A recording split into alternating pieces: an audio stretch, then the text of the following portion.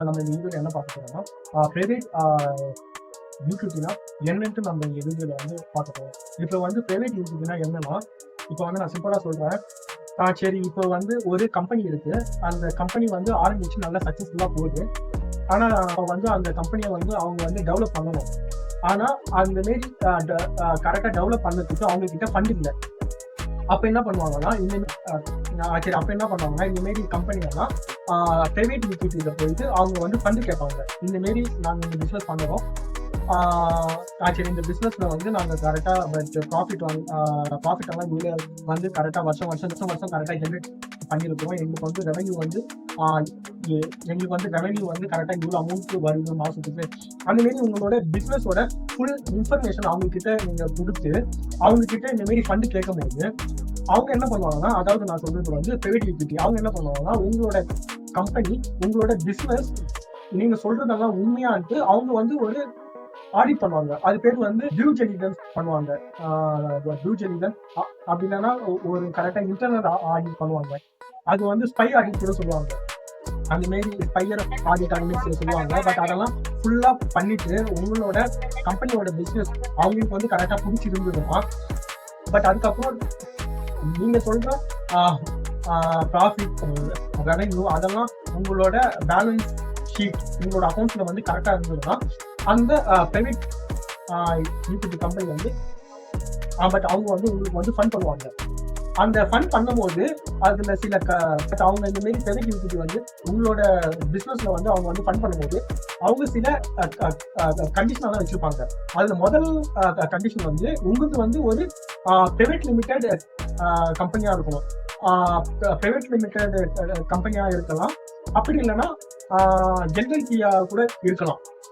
அதுதான் main condition. ஏன்னா ஒரு சில பேர் வந்து ப்ராப்பர்ட்டிஷிப் ஃபர்ம் வச்சிருப்பாங்க, அப்படி இல்லைன்னா ஒரு சில பேர் வந்து பார்ட்னர்ஷிப் ஃபர்ம் வச்சிருப்பாங்க. பட் அவங்கெல்லாம் இந்த பிரைவேட் ஈக்விட்டி போய் அவங்க வந்து அப்ரோச் வந்து பண்ண முடியாது. அப்படி பண்ணா கூட அவங்க கேர் பண்ண மாட்டாங்க. முதல் கண்டிஷன் வந்து பிரைவேட் லிமிடெட் கம்பெனி இருக்கணும், அதுக்கு எல்எல்பியா இருக்கணும். அந்த கம்பெனி வந்து வருஷம் ஒரு ஆடிட் வச்சு ஆடிட் பண்ணிருக்கணும்.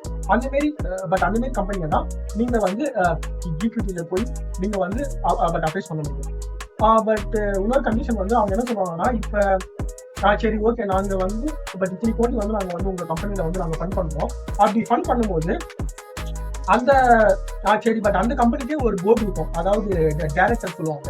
அந்த டைரக்டர் போர்டுல கரெக்டா எங்களோட ஆளும் ஒருத்தர் அங்க வந்து நாங்க வந்து அப்பாயின்மெண்ட் பண்ணுவோம், அந்த மாதிரி கண்டிஷன் சொல்லுவாங்க. அதுக்கப்புறம் உங்க கண்டிஷன் வந்து நீங்க உங்களோட டைரக்டர்ஸ்ல என்னென்ன முடிவெல்லாம் நீங்க வந்து கரெக்டா எடுக்கிறீங்களோ அந்த முடிவெல்லாம் நீங்க எங்க கிட்ட அப்ரூவல் வாங்கிதான் நீங்க வந்து எடுக்கணும். பட் அந்த மாதிரி கண்டிஷன் தருவாங்க.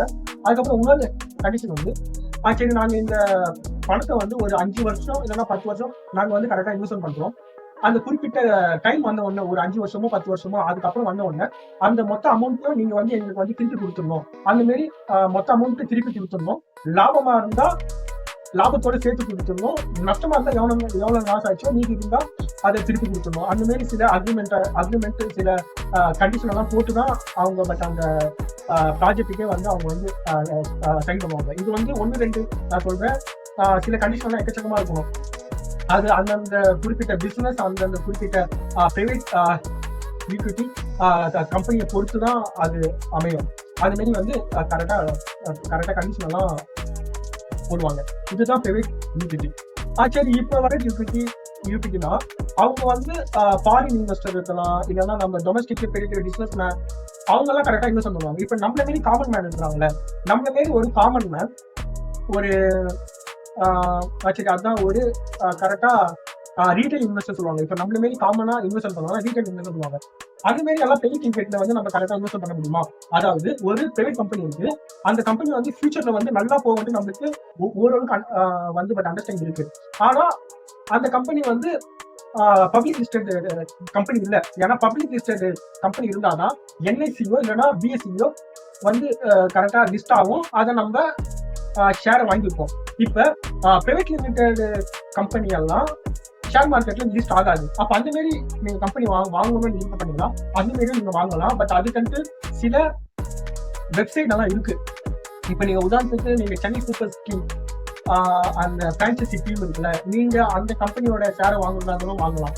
அதுக்கப்புறம் வந்து கரெக்டா என்எஸ்சி, அதாவது நம்ம ஷேர் மார்க்கெட்ல இன்வெஸ்ட் பண்ணி நிறைய பேர் தெரியும், என்எஸ்சி அதுவும் இன்னும் ஷேர் மார்க்கெட்ல வந்து கரெக்டா லிஸ்ட் ஆகல. ஆனா அது வந்து பிரைவேட்ல இருக்கு. அதுவும் நினைச்சா கூட நீங்க வாங்கலாம். இந்த மாதிரி டீ டைம் அது மாதிரி நிறைய கம்பெனி இருக்கு. இதுக்கு முன்னாடி சுகி கூட அந்த ஈக்விட்டியில இருந்தது. இப்ப கரெக்டா ஷேர் மார்க்கெட் லிஸ்ட் ஆயிடுச்சு. அது மாதிரி கூட நீங்க வந்து ஒரு பிரைவேட்டா கம்பெனி கூட நீங்க வந்து வாங்கலாம். அதுக்கன்ட்டு சில வெப்சைட் எல்லாம் இருக்கு. அது நீங்க கூகுள்ல போட்டாவே தெரியும், இந்த மாதிரி பிரைவேட் கம்பெனி வாங்க போறேன்னு. அதுவும் நீங்க வாங்கலாம். இந்த பிரைவேட் யூடிலிட்டி கரெக்டா இன்வெஸ்ட்மெண்ட் பொறுத்த வரைக்கும், அதாவது நம்மள மாரி ரீட்டைல் இன்வெஸ்டர் இல்லைன்னா பிரைவேட் யூடிலிட்டி, அதுக்கு சில கம்பெனி எல்லாம் இருப்பாங்க. ஒரு கம்பெனி ஒரு நல்ல ஸ்டார்ட் அப்ல கரெக்டா இன்வெஸ்ட் பண்ணா அது கம்பெனி இல்லை. இவங்க 2 பேருக்குமே என்னன்னா ஹைலி ரிஸ்க். ஏன்னா அது ஒரு சின்ன கம்பெனியா இருக்கும், கரெக்டா ஸ்டார்ட் அப்பா தான் இருக்கும்.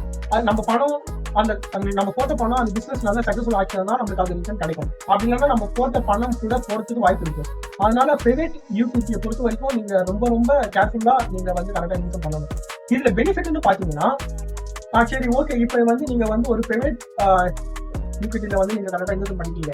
நீங்க பண்ணிட்டு அந்த கம்பெனி ஐபிஓ வரும்போது, அதாவது ஷேர் மார்க்கெட் லிஸ்ட் ஆகும்போது, இப்ப நீங்க பிரைவேட் இன்வெஸ்ட் பண்ணிட்டீங்க ஒரு கம்பெனி, அந்த கம்பெனி வந்து ஐபிஓ வரும்போது, ஷேர் மார்க்கெட் லிஸ்ட் ஆகும்போது, அந்த ஐபிஓல வந்து அது வந்து சக்சஸ்ஃபுல்லா பர்ஃபார்ம் பண்ணா அதிக ரேட்டு போகணும்னா, நீங்க இப்ப வாங்கின ஷேர் எல்லாம் அந்த கம்பெனி லிஸ்ட் ஆன உடனே நீங்க வித்துட்டு வெளியே வந்தா உங்களுக்கு மிகப்பெரிய ப்ராஃபிட் கிடைக்க சான்ஸ் இருக்கு. இதுதான் பிரைவேட் ஈக்விட்டியோட பிளஸ் பாயிண்ட். நீங்க வந்து ஒரு கரெக்டா எந்த ஒரு கரெக்டா இன்வெஸ்டிங் எடுத்தாலும் அதுல மைனஸ் பாயிண்ட் இருக்கு, பிளஸ் பாயிண்ட் இருக்கு. முக்கியமா எந்த இன்வெஸ்ட் எடுத்தீங்கன்னா அதுல ரிஸ்க் இருக்கு. அதை பார்த்து நீங்க கரெக்டா இன்வெஸ்ட்மெண்ட் பண்ணணும். இதுதான் பிரைவேட் ஈக்விட்டினா என்ன, அதை நம்ம எப்படி கரெக்டா இன்வெஸ்ட் பண்ணலான்ட்டு எனக்கு என்ன தெரியுமோ அதை உங்ககிட்ட ஷேர் பண்ணிக்கிறேன். தேங்க்யூ ஃபார் வாட்சிங்.